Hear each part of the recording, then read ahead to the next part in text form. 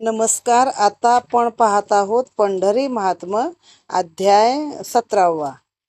भगवान शंकर पार्वतीस सांगतात, हे देवी, या क्षेत्राच्या 7व्या आवरणावर अनेक देवता अधिष्ठित असून त्या देवता या क्षेत्राचे रक्षण करतात. आजवर या ब्रह्मांडाचे अनेक प्रलय झालेले आहेत, तरी देखील या क्षेत्राचे मात्र सदैव रक्षणच झालेले आहे. हे आदी अनादी क्षेत्र आहे. एकदा असेच झाले. सकल ब्रह्मांडात मोठा प्रलय झाला. सर्व विश्व पाण्यात बुडून गेले. ब्रह्मदेवात जाग आली. त्याने डोळे उघडून समोर पाहिले तर काय, सर्वत्र पाणीच पाणी. पृथ्वी, नभ यातील काहीच दिसेना. तो विचार करू लागला, हे सारे कुठे गेले? तेव्हा ब्रह्मदेवाने श्रीहरीचा धावा केला आणि विचारले, प्रभू, अरे मी जी सृष्टी निर्माण केली होती, तू जिचे पालन पोषण करीत होतास, ती कोठे गेली? तेव्हा श्रीहरीने ध्यान केले आणि सृष्टी कोठे गेली याचा शोध लावला. तेव्हा असे लक्षात आले की पृथ्वी ही पार खोलवर सागरात बुडालेली आहे. तेव्हा भगवंतांनी विराट असे वराह रूप धारण केले. ते त्या खोल पाण्यात गेले. त्यांनी आपल्या बलदंड अशा दाढेवर ती पृथ्वी उचलून घेतली. ते पाण्याबाहेर आणण्याचा प्रयत्न करू लागले. त्याच वेळी तिथे हिरण्याक्ष नावाच्या एका महादैत्याने त्यांना अटकाव केला. त्या प्रभूंनी त्या हिरण्याक्षाचा वध केला. ते पृथ्वीवर घेऊन येऊ लागले. तेव्हा त्यांनी शेषाचा त्या पृथ्वीला आधार दिला आणि अनेक मोठ्या अथक प्रयत्नांनी त्यांनी ती पृथ्वी पाण्याबाहेर काढली. मग त्या पृथ्वीच्या रक्षणासाठी प्रभूंनी 8 दिवस 8 दिक्पालाची 8 दिशांना व्यवस्था केली आणि सर्व देवदेवतांनी श्रीहरीच्या या विश्वरक्षण कार्याबद्दल त्यांची स्तुतिस्तवने गायली. हे प्राणप्रिये, त्या वराह अवतारातले आपले अर्धे तेज देवाने मग या पंढरी क्षेत्रात ठेवले. ते तेज म्हणजेच या नगरीचा रक्षणपाल भीषण भैरव हा होय. हा भीषण भैरवाचा महिमा फार मोठा आहे. त्याचे पूजन केले असता, दर्शन घेतले असता, त्याची स्तुती गायली असता मनुष्य प्राण्यास कोणत्याच संकटाची बाधा होत नाही. तसेच श्रीहरीने आपल्या अर्ध्या वराह शक्तीची स्थापना या नगरीच्या आवरणावर केली आहे. ती शक्ती देखील या क्षेत्राचे संरक्षण करते. तिचे दर्शन घेतले असता भाविकास सर्व प्रकारच्या लहान मोठ्या कार्यात यश येते. म्हणजे जो दुसरा अवतार आहे, पहिला मत्स्य अवतार आणि हा जो वराह अवतार आहे, त्याचा महिमा ह्या अध्यायामध्ये दिलेला आहे. या संदर्भातच पार्वतीस आणखीन माहिती देताना भगवान शिव तिला सांगतात की पूर्वी अंबेय नावाचा एक अत्यंत उदार वृत्तीच्या राजाने आपल्या नावाने इथे एक अंबिका शक्ती देवतेची स्थापना केलेली आहे. त्या देवीचे दर्शन हे भाद्रपद शुद्ध चतुर्दशीस घेतात. त्या देवतेच्या जवळच विमला नावाच्या एका दैत्याच्या वधासाठी भगवान नारायणांनी येथे विमला देवी नावाची आपली शक्ती पाठवली होती. आता दैत्याचं नाव पण विमला आणि शक्तीचं नाव पण विमलाच. त्याने त्या विमला दैत्याचा वध केला आणि ती इथेच निवास करून राहिली. त्या विमला देवीच्या दर्शनाने सर्व संकटांचा नाश होतो. या क्षेत्रातच पूर्वी श्रीहरीने स्थापन केलेल्या मदहास देवीच्या दर्शनाने स्त्रियांना उत्तम रूप प्राप्त होते. या देवीचे दर्शन हे अश्विन अष्टमीस घ्यावे असा इथला परिपाठ आहे. पूर्वी या भागात अधर्म, अनिती, अत्याचाराने धुमाकूळ घालणाऱ्या मंदासूर नावाच्या एका क्रूर दैत्याचा वध करण्यासाठी ती मंदता नावाची एक मोठी शक्ती इथे पाठवली होती. त्या शक्तीने त्या दैत्याचा वध करून इथेच ती स्थित आहे. तसेच या पवित्र क्षेत्राच्या इथे पाठवलेली कदंबा नावाची आणि इंद्राने पाठवलेली कोळा नावाची शक्ती देवता देखील या क्षेत्राचे संरक्षण करीत असते. आता या अध्यायामध्ये एक आपण वराह अवताराचं वर्णन बघितलेलं आहे आणि त्याच्यानंतर 8 दिक्पाल कसे अष्टदिशांना स्थापन केले, त्यामधील भीषण भैरव नावाचा हा पंढरपूरचं रक्षण करीत आहे आणि त्याला विष्णूने आपलं अर्ध तेज वराह अवतारातलं दिलेलं आहे असं सांगितलं. मग आंबे राजाने केलेली कोणती देवता आहे तर अंबिका शक्ती आहे. एक विमला अजून काय शक्ती आहे? मदहास नावाची शक्ती आहे, कोळा नावाची आहे, कदंब आहे. एवढ्यांचं इथे आपण या अध्यायामध्ये कथा पाहत आहोत. श्री गणेशाय नमः. श्री कृष्णाय नमः.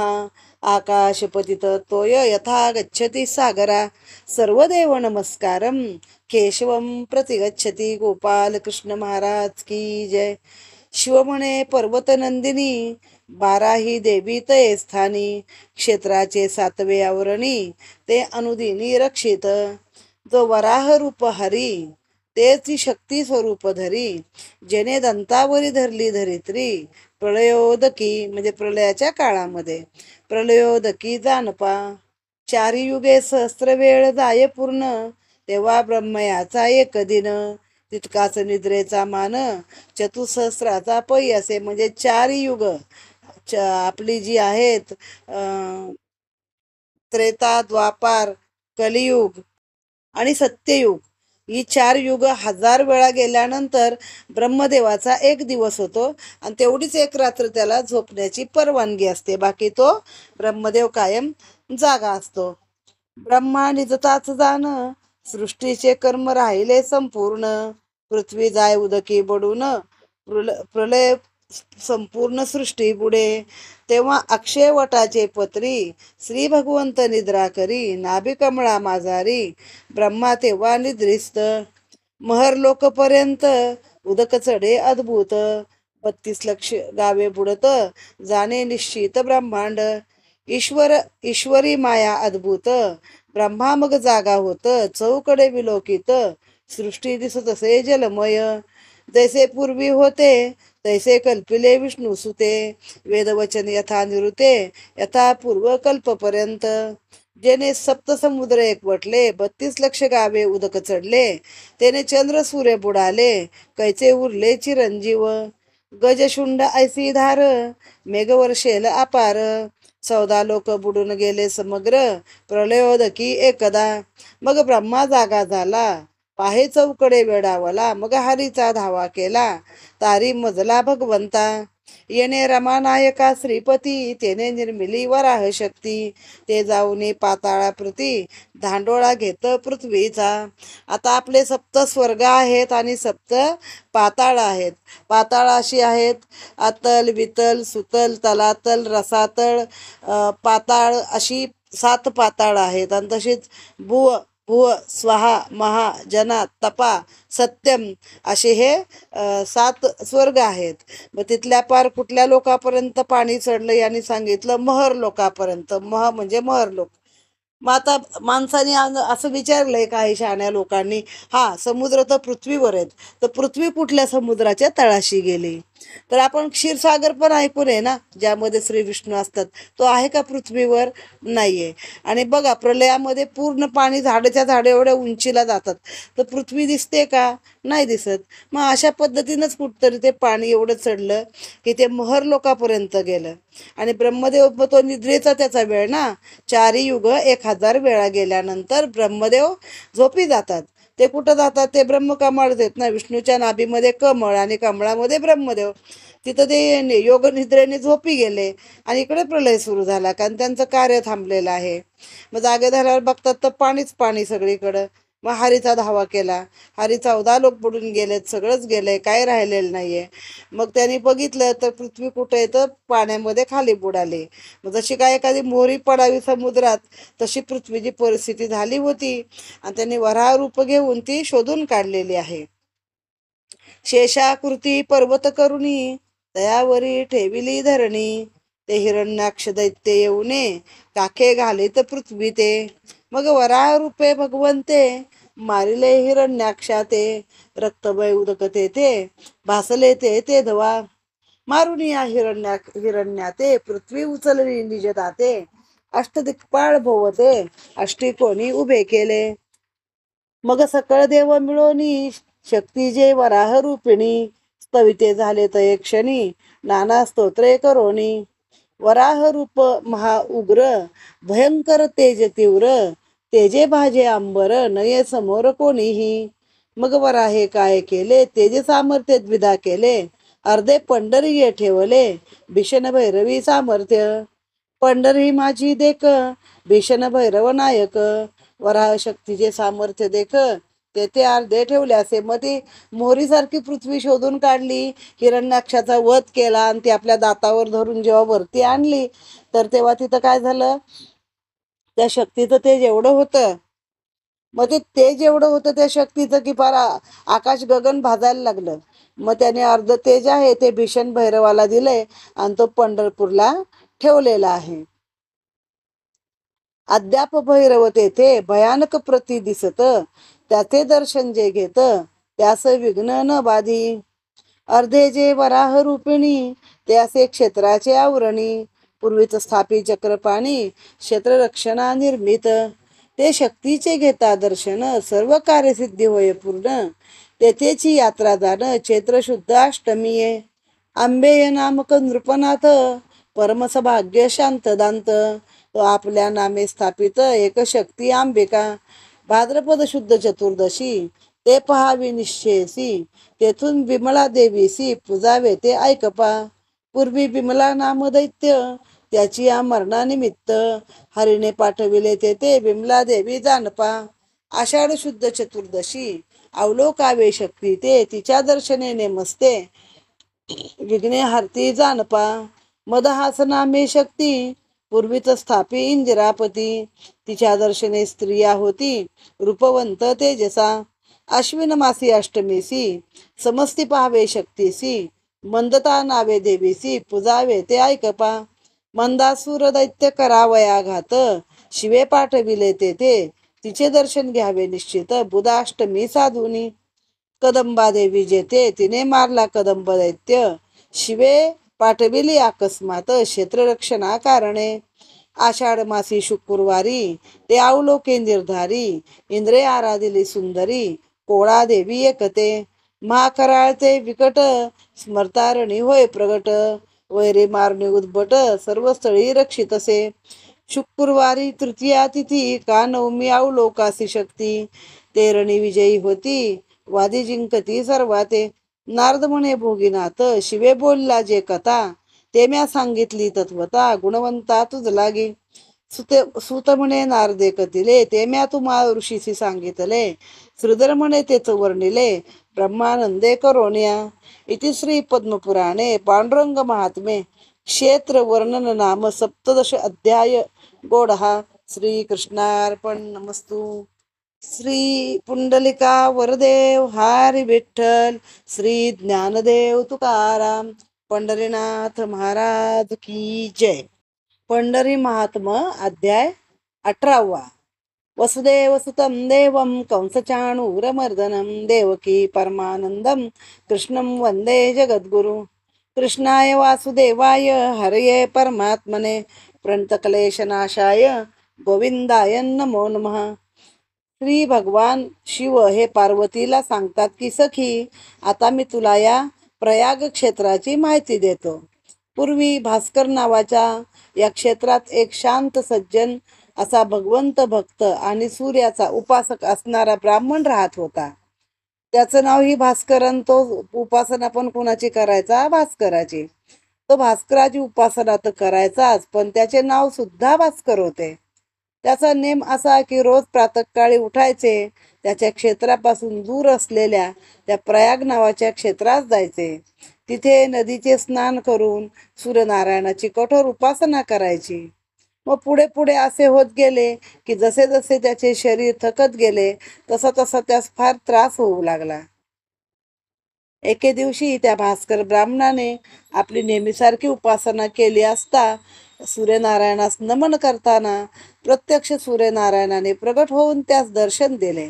नारायण त्यास म्हणाले, वा भास्करा, अरे किती वर्ष असे कष्ट करून इतके दूर पायी चालत येऊन तू माझी सेवा करणार. आता हे पुरे. तू माझ्यासाठी इकडे एवढा दूर येऊ नकोस. मीच तुझ्यासाठी तुझ्या भास्कर क्षेत्रातच येतो. तुझ्यासाठी मी तिथे एक प्रयाग तीर्थ तुला करून देतो. सूर्यनारायणाचे ते अभिवचन ऐकले आणि मात्र भास्कर ब्राह्मण अगदी आनंदित झाला.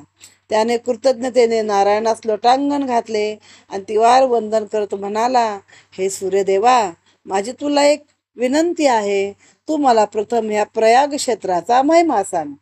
त्यावर त्या विप्राच्या मनातली ती ज्ञान जिज्ञासा लक्षात घेऊन सूर्यदेवानी त्यास प्रयाग क्षेत्राचा महिमा सांगितला.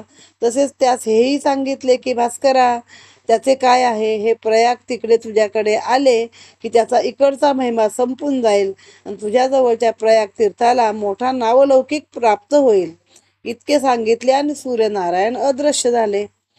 भगवान सांगतात की हे पार्वती, बिंदू तीर्थापासून त्याच्या नैऋत्य दिशेला 1000 धनुष्य दूर पांडुरंग क्षेत्र आहे.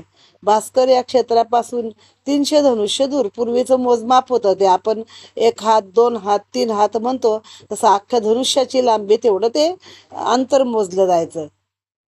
आणि नैऋत्य दिशेला सूर्य नावाचा एक पर्वत आहे. तो महान पर्वत म्हणजेच प्रयाग क्षेत्र. हे प्रयाग क्षेत्र मोठे महान आहे. येथील पुण्य जलाचे स्नान करणारा मनुष्य हा वैकुंठ लोकास प्राप्त होतो. देवी, इथल्या पाण्याचा माघ महिन्यात देखील रट रट असा आवाज येतो.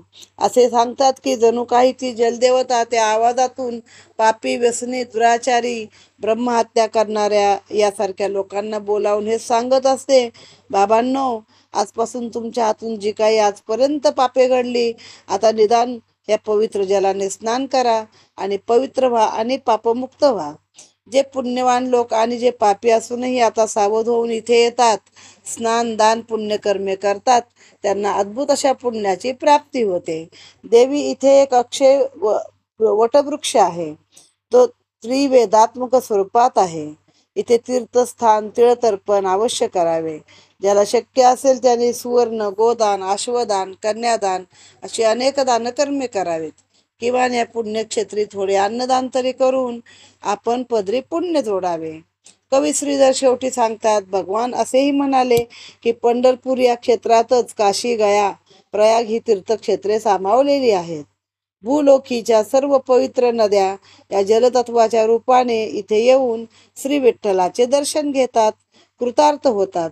जे लोक पंढरीस येऊन भास्कर क्षेत्रातील प्रयाग तीर्थात स्नान करतात आणि पांडुरंगाचे दर्शन घेतात, त्यांना या सावळ्या श्री हरीच्या कृपा प्रसादाने वैकुंठ पदाची प्राप्ती होते.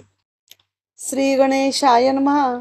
शिव म्हणे महेशानी, वेणी महा ऐक श्रवणी, जे ऐकता पापधुनी, श्रवण मात्रे होय पै. भास्कर क्षेत्री एक ब्राह्मण, निष्पाप, सात्विक, सद्यान, शांत, दांत, दयाळ, देवज्ञ, सूर्योपासक असे तो. ब्राह्मणा नाव भास्कर पूर्ण, नित्य प्रातकाळी उठून प्रयागी करदी नित्य स्नान, सूर्य आराधन ते करी. सायंकाळी फिरोणी ये भास्कर क्षेत्राला गोणी, नित्य येता त्याच्या चरणी, खेद पावे भास्कर.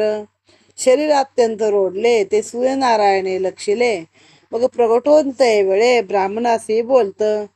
श्री सूर्य बोले वाणी, म्हणे भक्ता माझी शिरोमणी, तू श्रमतोसी अनुदिनी, तरी स्वस्थ स्थानी राहे आता. तू तुझे निवासस्थान तेथेच हा प्रयाग करीन. ब्राह्मण घाली लोटांगण, कर जोडून विनवीत.